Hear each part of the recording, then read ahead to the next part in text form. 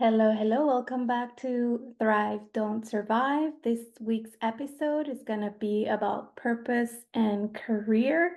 And I'm going to be talking to my friend Shayna. So here it is. I hope you like it. Please subscribe, like, and comment if you do like it. All right. Here we are with Shayna. How do you say your last name, Shayna? Cavanaugh. Cavanaugh. Oh, Mhm. that's nice to say. Here we are with Shayna Cavanaugh, my friend from Rich Confident Coach. And would you like to introduce yourself, please? Sure, sure. My name is Shayna. I'm a career clarity coach, and I call it a career clarity coach because I went through a point in life where I was working in a role that was not a good fit for me. Um, 15 years in a role that was not a good fit for me. And it really affects like your whole life. It affects all aspects of what you're doing. So I want to be able to help people just understand maybe what it is that they're looking to do. For some people, the role that they're in is fine. They might just need some like soft skills coaching. Other people know that they need to leave. So, we kind of help them determine what the next best step is for them, interview coaching, things like that. So instead of just saying I'm a career coach, I like to say career clarity coach because my hope is that I'll help people understand really why it is that they're not enjoying what they're doing so that we can figure out what it is that will help them enjoy what they're doing. I love that. That is so cool. I think I can relate to that because I'm in the process of um, transitioning as well. First, Mhm. let me introduce myself too. I am Vero. I am a life coach and I focus on emotional regulation. And I have a couple programs right now that help you navigate life's stressors so that you can live in a more harmonious life. Love it. Everyone needs that. Yeah. So what was the role that you were in that you didn't like and that you were stuck? So I was working in corporate HR. Um, I started off, I was with the same company for all 15 years. And there was nothing wrong with the company. Like I said, I just wasn't, the role was not a good fit for me personally. Started off as a recruiter, and that I actually really liked. I talked to a bunch of people every single day, helped them, find good roles within the company for them. Moved from that role into an HR management role, and that's when things kind of started to get a little hairy. It was more stressful, just wasn't really enjoying it as much. And then I became the HR director. And that was a lot of pressure and a lot of stress and a lot of overwhelm and just realizing like this is not what I want to be doing. The recruiting role was enjoyable for me. So maybe staying in something like that would have worked. But, as a high achiever, you just keep moving up, moving up, moving up.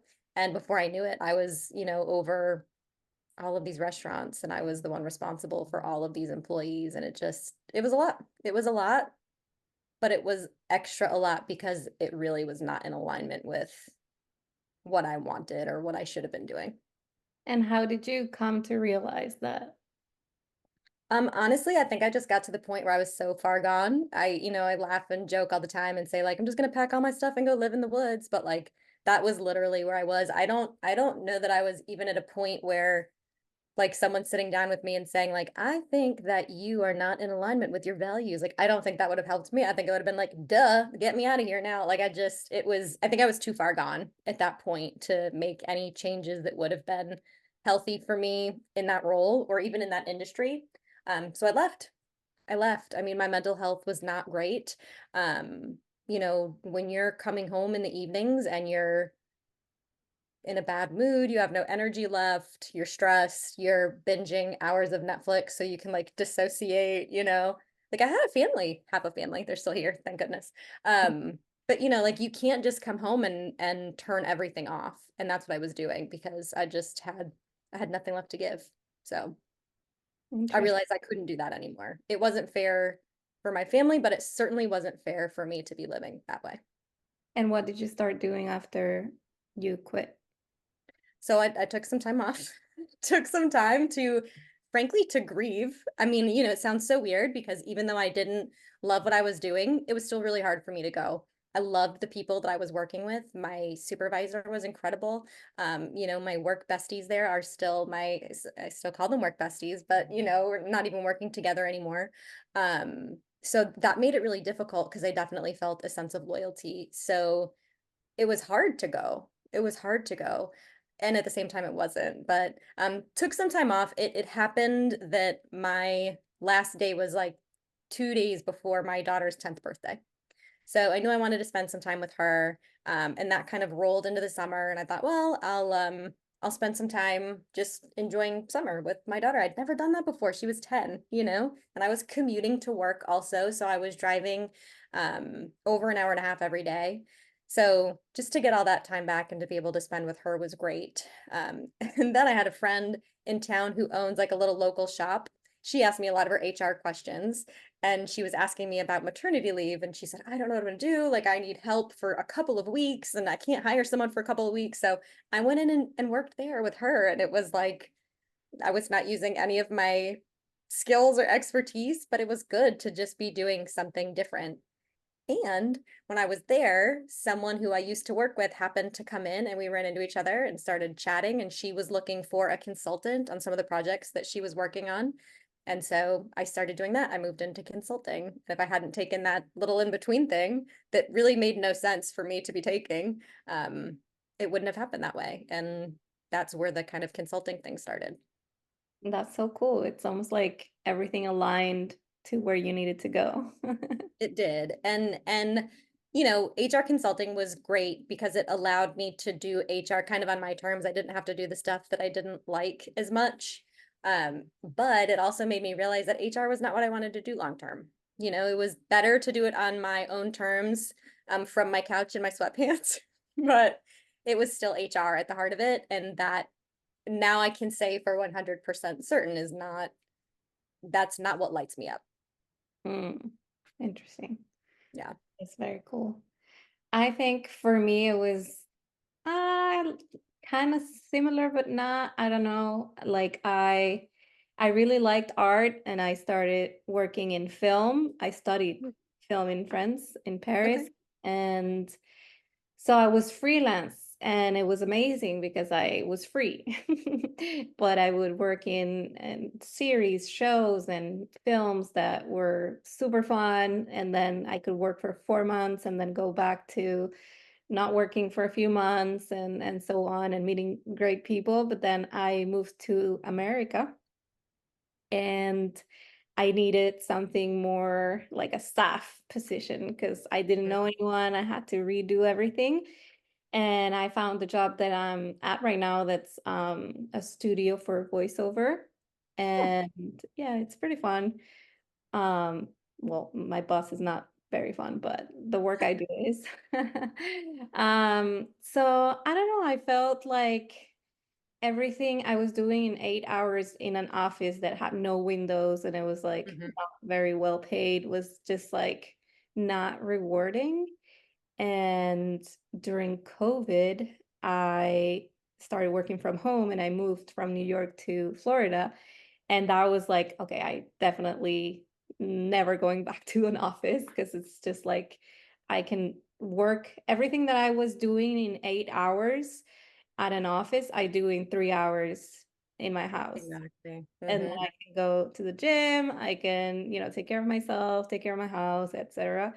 But I was still feeling like burned out from it, and I don't know. And when I wanted to study, I wanted to study when I was young, like 17, I wanted to study to be a therapist. mhm. But my mom didn't let me because she took me to therapy once and they told her it was all her fault. So she was like, "You're not studying that." She hated all the therapists and so on. And so when I was burned out and during COVID or a little before, I was like, you know what, I want to do something else. And then my mom referred a coaching program that's really cool, and that's where I got my certification and where I got the theme of today, um, my purpose, which Mhm. is to help people heal and to help people be happy. So I'm right now in the transition of like, yeah, I work 2, 3 hours a day for my job and like the film thing, and then I'm growing my own business to help people as a coach. And it's hard because I feel like I wouldn't be able to do it if I didn't have the other job. So, how do we tell people they need to pursue their passion in a safe way that doesn't let them lead them to, I don't know, like not having money and being stressed and not being able to fulfill their passion. Right. I'm in the exact same scenario. So I am still HR consulting, Okay. and it's not my dream job, but it's what keeps me going as I'm building this business. Right. Okay. So it's like, I think that sometimes you have to look at where you're at and where you want to be. And I know for me, like I always want to go from here to like point Z. Like I just want it to be done. I don't want to have to like look at any of this in between time. But I think that realistically, I am not a leap and your wings will appear kind of coach. Like I'll never encourage someone to just jump and hope that like the best happens. I Yeah. think you need to know your numbers. I think you need to know what you can afford and what you can't afford. I think you need to know realistically, if you're working in another job, how much of whatever this other thing are you going to be able to handle? So I think that you have to look at the whole thing as a total. If you're in a scenario where you can just leave and jump all in on whatever the other thing is, then awesome. If not, I think that it's important that you take the steps to understand what's going to get you there. So I don't think as a coach, it's necessarily our job to like get them, it's not our job to tell them how to do those things, right? It's our job to help them understand maybe what some of that purpose is. What are your values? What makes you feel good at work? What makes you not feel good at work? Do you want to keep working in an office with no windows? Do you want to be doing something where you could get it done in 2 or 3 hours a day? And then understanding what that looks like for them and then helping them kind of from their own brains and, obviously helping brainstorming, but what are those steps going to look like? And it's going to be different for every single person. Yeah, exactly. So I'm curious to know how, like, do you have a specific method to help your coachees, your clients, find their purpose? So I think that the first thing, well, not I think, the first thing that I start with when I have a new client is to do a values exercise, Okay. and to help them understand what their values are, specifically as it pertains to their career and their personal life. Um, then what I have them do from there for homework is take those lists. We'll do values and sometimes we'll do priorities too, and then have them look at how is your current job supporting you in these things? And how is your current job not supporting you in these things? And it kind of just gets the wheels turning, right? They're able to kind of think about, well, I really do like it here, but I wish that there were more professional development opportunities, or I don't like it here at all, but they support me in my, endeavor to get a master's degree, whatever the case is. So I think it's a matter of them kind of balancing those things. I think there are a lot of different things that you can do and reflect on to understand your purpose. Um, and I think that that's also the thought that you like only have one purpose is to me, I don't know. I don't know that I feel like you've got one purpose, right? Like I got into human resources because I wanted to help people, but that's so broad and it's so vague, right? Like getting into human resources and realizing, guess what? You actually aren't really getting to help people, like I'm processing their benefits paperwork or taking complaints for them, or in worst cases, like just getting yelled at by them. Like I'm not helping anybody. I'm helping the company stay, legally compliant. But at the end of the day, I'm really not helping people. Mm. So for me, finding something where I was helping people in a way that felt meaningful to me and helping people in a way that felt impactful for me, that was important. And that was just a matter of kind of reflecting and understanding, you know, yes, I want to help people, but what does that actually mean to me in a way that is meaningful? That's interesting. And it's true that's different for everyone. Like some people they want to help others, but instead of making it their career, they're gonna do like volunteer job or things like that that is like a hobby.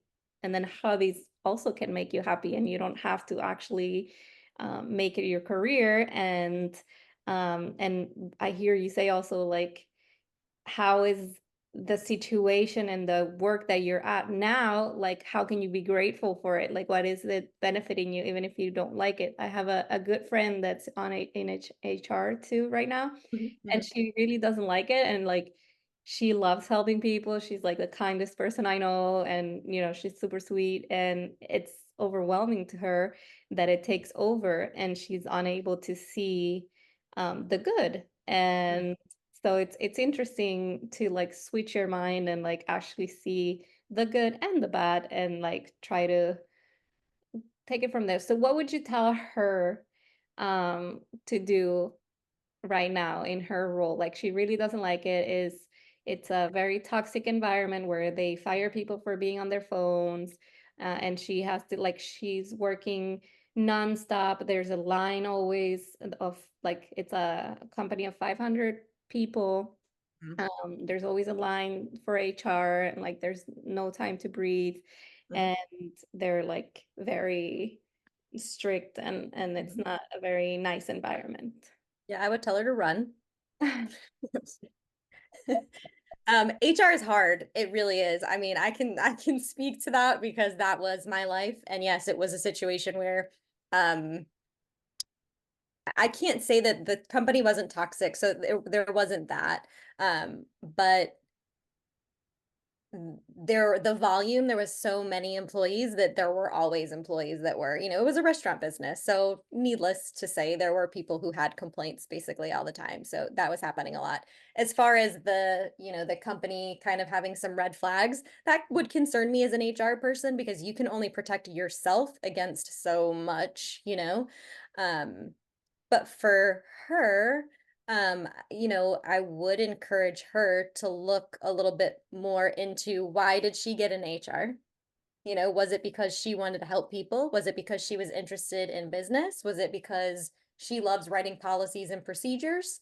And then understanding once she's, kind of reflected on that a little bit, understanding is there something else that she might be able to do that would allow her to still use those things that she likes to do or still, be able to be in a field where she's getting to utilize those skills. Um, but I mean, we spend like a third of our lives at work, right? So if you're not happy at work, you're spending one third of your life like ugh, in like just not in a good quality situation. That kind of pours out to the rest of your life, right? You are coming home and you're miserable, or you're coming home and you're watching 4 hours of Netflix, or you're waking up with that dread in the pit of your stomach. And before you know it, that one third of your life that you're spending at work is overshadowing all the rest. So I think for people who are in those situations, it's so much easier said than done. I mean, it literally took me years to make the choice to get out of the role, even though I knew it wasn't good for me long before that. So I'm not saying like everyone should just leave the jobs that they're not happy at because it's not that simple. It's not that simple. But I think that you have to take all of those things into consideration. How is this job affecting you? How is this job affecting your life outside of the job? How is this job affecting your mental health? And then once you've kind of taken all those pieces and you've reflected on those pieces, then it's time for you to start, kind of boots to the ground, making some decisions, making maybe some changes. Um, but that too will be different for every person. Yeah, that's kind of like leaving the abusive partner. Like everyone's like, why didn't you just leave? And it's like, I couldn't. I Not didn't that know easy. how to. Mhm. But yeah, that makes so much sense. So, and then after you realize that with your clients, do you help them also interview or with their resumes, or how does that work after that? Yeah, so if someone decides like, you know what, this is probably not the best scenario for me to be in, then we can kind of decide from there, what is the next step going to be? If this is the place that you've decided to leave, do you want to find a different company, but still stay in a similar role? Or are you thinking that a complete change is what you need at this point? Because here's the deal. If you are in HR and you realize that, this role is just not in alignment with my values, but you go and you get a different job, you get the same job, HR manager or whatever in a different company, then you're still not going to be happy because it's just not going to be in alignment with your values, right? So you've got to understand what it is about that role that really you're not enjoying and that's not in alignment with who you are and what you're doing. Once you've made that decision, go ahead. Give me an example of alignment with your values. So what were your values, for example, that you weren't in alignment with when you were in that company that you are now? I think the biggest thing for me, and I don't know that I would necessarily consider this a value, but maybe, you know, wanting to help people and not being able to do it. You Mm, know, there that role does not allow you to help people in the way that was meaningful for me. okay. So every day, I'm doing investigations because people are saying this is going on and that is going on. And then I'm having to figure out, okay, who's getting fired here? Like, that's not fun work, Yeah. or you're spending days and days and days and days and days on benefits administration. Like, I don't want to be a benefits administrator, Mm, or, I mean, anything, leave paperwork, just it wasn't anything that lit me up. It wasn't anything that I could feel excited about. It wasn't anything that was fulfilling for me. But in this role now, when I'm working with people and they say, "Oh, Shayna, that was such a helpful thing." Like, I've got one person that I'm working with now, and it's like every time I say, "Why don't you try such and such?" She'll be like, "Oh, I know that to you that probably doesn't seem like a big thing because, you're doing HR and that's in your mind all the time, but that's so helpful." And I'm like, "Yes." Whereas the other day I was talking to somebody and he was making notes and I was like, "Oh, yes, he's making notes." Like, it feels good because I'm like, this information that I'm sharing with them is going to make a difference in their lives in some way. So Yeah. for me, I would say that that's where the disconnect was. I got into that role because of what I thought it was going to be. Hmm. It really wasn't. And I think we see that a lot, especially people who are, starting to get into their 30s and their 40s, where they're like, well, I've been doing this for so long. There's the sunk cost fallacy or sunken cost fallacy where people think like, I've already invested all of this time and energy and all of these resources into this degree and this job. And if I leave it, it's a waste. But Hmm. it's never a waste because you've gained experience and you've Knowledge. learned different things and Mhm. now you've got that to take with you wherever you end up going. So Yeah. I don't think it's ever a waste, but it's crazy to me to think that at like 18, 19, 20, we're like, okay, now you're in school and you have to decide what you're going to want to do for the whole rest of your life. I know. Like, who's taking advice from 18, 19, 20-year-olds? I know. No offense, 18, 19, 20-year-olds out there, but like as far as your whole career for your whole life, Yeah, it's such a scary place to be in too. Like, and when you change careers as well.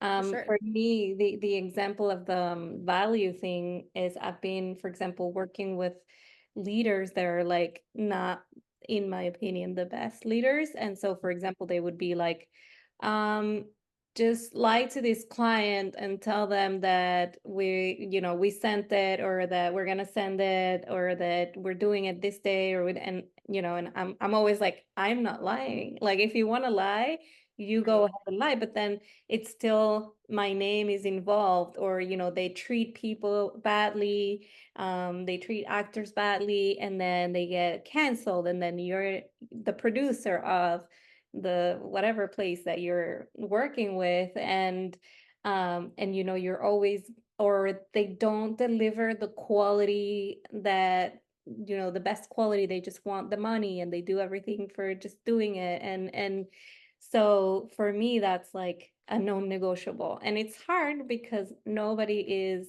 perfect. Nobody's exactly like you. Nobody has the same standards. So it's like to see like I can go with this, or there's absolutely no way that I'm staying in a place like this.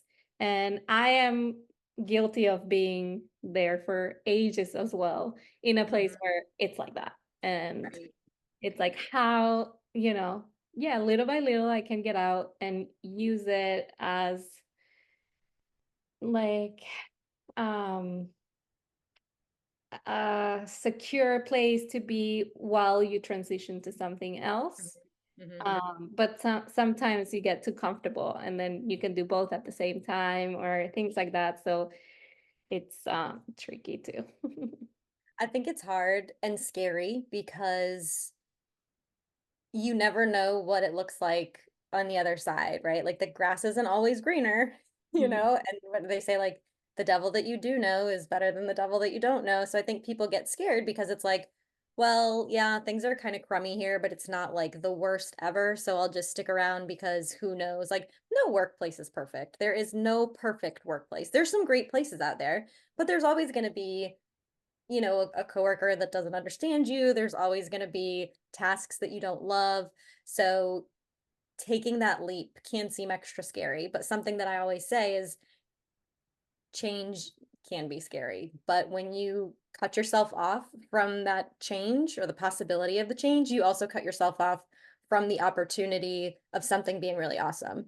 And then you never get to experience that because you're like, nah, I'm just going to stay here because it might be better. It might not be, but I know how bad it is here and I don't know how bad it is there. So I'll just stick around. Yeah, I always say that where it's uncomfortable is where you're gonna grow. So do like exactly what you're resisting, that's exactly where you need to work on. Mm-hmm. Mm-hmm. But yeah, it is scary, and especially if like your life depends on it. Like it pays your bills and you can't wait a month without being paid, or there's a lot of people in that situation where they're not fulfilled but what they do, but they Mm-hmm. they need it. Right. Yeah, for sure. And again, that's why I'm never I will never be someone who just says like just jump and the net will appear. Like it's great if that happens and I hope for everyone that that is what happens, but that's not necessarily the case. So unless you're in like a super toxic environment, then stay where you're at and investigate, learn more about different fields. If you want to get out of the field altogether, talk to some people who work in those fields, do some informational interviews and learn what do they love and what do they not love. Engage your network. Networking is so important, and people really only think about it when they're getting ready to leave a job. But if you're nurturing your network always, then you always have opportunities to speak to someone about, I'm thinking about doing voiceovers. Can you tell me how to get into the field? And can you tell me more about what it's like? And, I see it in movies and it looks really cool, but is that really so, just having people in your network that you can gather information from, I think is really important. Um, job shadowing, just going in and being a teacher for a day or a vet for a day, just going in and getting to see what it really looks like in the nitty gritty. Um, Passion projects, something that you really love and maybe that turns into your career. But there are a lot of ways to kind of investigate these different things without having to take the full plunge. Interesting. Yeah. I didn't know that was a thing, like to shadow work. I like that. I might Yeah. get into I mean, you would probably need to know somebody, you probably couldn't like go to the vet's office down in the corner and be like, can I just watch you all day? But in your network, probably someone knows a vet. So that's why it's important to have your network. Yeah. Do you deal with people that are burned out? And so, for example, for me, I have a lot of clients that are burned out, and so they don't have clarity in anything, in their passions, what they like, what they don't like, their personality. They're like fight or flight, or that's all the time surviving. So it's like, what would you do in those cases? I won't say that I've had any clients yet that have been super in burnout mode, but I was. I Okay. was. I mean, and it gets to a point where you're just on autopilot all day. Like that's what it looked like for me. I was waking up, dread, going to work, getting in the car, getting back home, and just disconnecting from everybody and everything because I didn't have the emotional energy. I didn't have the capacity. I didn't have the physical energy. I didn't want to come home and cook dinner. I didn't want to do the laundry. Like it just was, I had nothing left to give. I had nothing left to give. And that's what it looked like for me. And I wished that I had recognized that early on because maybe I could have taken some steps to kind of mitigate that and still not saying that that job would have worked well for me long term. But maybe I would have been healthier while trying to figure out what I wanted to do. Because that was the worst part of it for me. Like you were saying, they don't know what they like, they don't know what their passions are. Every single person who asked me, "Oh, what are you going to do now?" Like after I left, I told them, I have no idea. I don't know what I want to do when I grow up. That's what I told everyone. I was 38 years old, so I was plenty grown, but I had no idea. I had no idea. And so I do wish that I had had a career coach to come along and say, let's investigate these things. Let's do some reflection. Let's do some journaling. Let's do these practices because I think it would have pulled me out of that slump way faster than, the nearly 2 years it took me after leaving that job to figure out what do I really actually want to be doing? Yeah, I can relate to that so much. When I was in New York for 5 years, I was like that. The whole 5 years, maybe 6 months before I left, I wasn't anymore, but it was just surviving and suffering and dissociating and just binge like and it's so interesting because you said you don't have the space or the mind to do anything else, and it was the same for me. So I used to be a mess. My house was a mess. My diet was a mess. My I wouldn't work out. I wouldn't take care of myself. I wouldn't take care of anything at all. Like I was just surviving, surviving, surviving, and just feeling sorry for myself. Mhm. And then I started to be certified to study to be a coach, and I got all these tools and all these exercises like we're talking about, Mhm.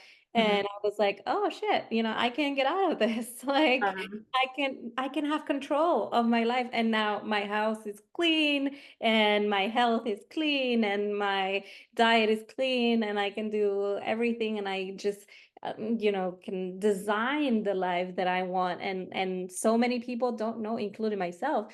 I didn't know I could do that. I didn't know I was able and I had permission to just do what I wanted to do and not just survive just because you're an immigrant or because you're in a bad job or because you thought you wanted something and you don't anymore. And so it's so important to me that people, and that nowadays we have so many coaches and different specialities and different things, because it's like it just changes everything. Like we think we know everything and we think we're doing life like we're supposed to, and then boom, it hits you and you're like, oh shit, I was doing it all wrong. right. Right. Yeah. Being able to live your life on purpose versus just being in that survival mode, just being in that autopilot mode. Um, just really being able to enjoy the things that you're doing and spend time with your family, but being able to like take in that time with your family and enjoy that time versus just like, okay, I'm doing this here now because this is what happens next on the schedule. Like it's such a difference that living on purpose versus survival mode is. Exactly. And it's so important to also have like your nervous system regulated, because if you're always fight or flight, then you can't even enjoy those moments even if you have them. Mhm. That comes with, taking care of yourself and knowing things about yourself, getting clarity, like getting a coach like you, getting a coach like me, to just like get to know yourself better, Mhm. right? Absolutely. Yeah. I want to ask a question for 5 years ago, Shayna, Okay.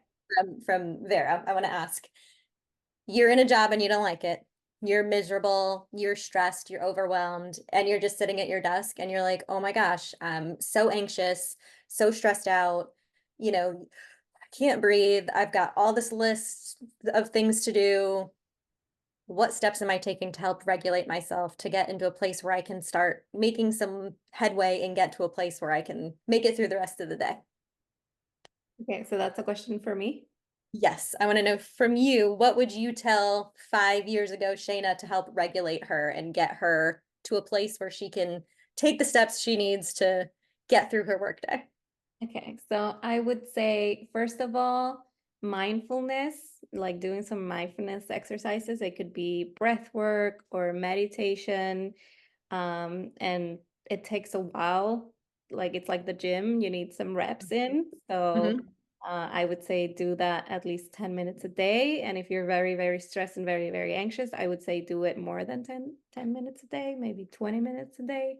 Mhm. Then I would say take care of, like, go on a anti-inflammatory diet, because like gut and brain are connected, and usually people just eat anything and everything, especially when they're anxious.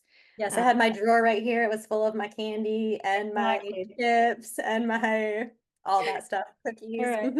Exactly. So maybe pick something that's not inflammatory. Could be a healthy sweet, with instead of sugar and gluten, would be stevia or monk fruit or anything like that. Or just do an activity that you love, like arts and craft, singing, dancing, like nobody's watching. That's a great one. That would like release all the stress and all the trauma and anxiety. Mhm. Um, I would say uh, limit your screen time and read books before sleeping. Wind down with a book instead of screens. And same thing in the morning when you wake up, because when you wake up and you look at your screen, then you take all your dopamine and melatonin away just by Mm. scrolling. So that's a good one as well. And then focus on what you can control instead of the future anxiety of what's going to happen, and just take one step at a time. What can you control? What can you do? And if you can't, try not to obsess about it and just let it go. That was Um, the worst one for me, probably. yeah. Always say, like, I'm never here in this moment. I'm always like, what happens then? And what about this? And if this happens, then I'm gonna have to do that, especially when I was in corporate. It was always very future thinking for me. And you can't, I mean, you don't know what the heck is going to happen. You can't live like that. Half the time, you'd have this crazy thing happen. You'd go home for the night, you'd wake up the next day, and like somehow it had magically resolved itself. And my boss would always tell me that, like, just go home and sleep on it. And I'd be like, no, I can't do that because if this happens, then I'm going to have to do this. And if this happens, then we're going to have to go here and handle this. And he's like, just go home and sleep on it. We'll see what happens in the morning. And like, sure enough, he'd be like, told you. I don't know. That's so interesting. And that's so American too. Like you never stop working. It's like you go home and you take the work at home. In my house, I gotta give that to them. It was just not around, it didn't revolve around work. Like my parents used to work like half of the day, they owned their business, and then it was disconnected. There was no talk about work. We would go on vacation and just enjoy the vacation and just sit and look at the horizon and be like, I love this. So that was Yeah. good. That was a good example to follow. Yeah. But yeah, that's a big one. And when I learned that too, I was like, wow, like I used to resent so much and try to change what happened in the past and always like fear for the future. Like, am I gonna get a green card? Am I gonna get my next visa? Am I gonna get the next good job? Or is it only for Americans? Or, am I always gonna not make enough money? Or, all these things all the time, like just ruminating in my mind. And it was just stealing my happiness. So, yeah, it's hard to do, but I don't think it's impossible. I think you can like teach yourself and train yourself, like the meditation and all that, like gets you to be present. and Mhm. and also, when you catch yourself being anxious about things that you can't control, Mhm. just readdressing that energy to what you can control and to the present and to gratefulness. Oh, that's a big one. I forgot that one. So just like you said in the at first, just like try to see what is good and Mhm. what you're benefiting from and what you can be grateful for, ooh, and really feeling it.